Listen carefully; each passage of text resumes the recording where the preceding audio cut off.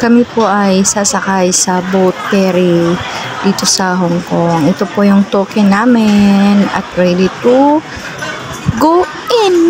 So, ganyan lang po guys. Pagpunta ka dito sa boat ferry station, kailangan mo ng token. So, ang babayaran mo po dito is 6.50 HKD. Kayo na po bahala sa Pilipinas.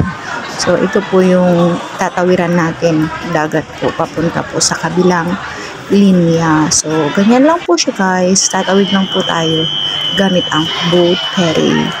So, nag-enjoy din po kami. At syempre, nakaka-unwind yung aming isipan. So, this is it. That's it. So, ito na nga po guys, ang aming journey sa aming boat ferry. Ito po yung loob ng ferry. Ganito lang po yung ferry dito. Pero, syempre, napakaganda at nakaka-relax. With my Kapsat Yam. Siya man po lagi kong nakakasama pag tuwing ako'y lalabas.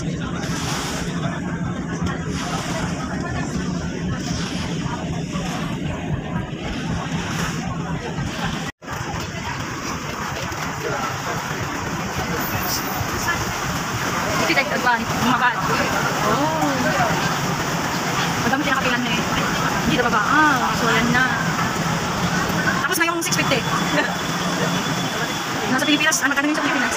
657, 7 times 6, 40 pesos.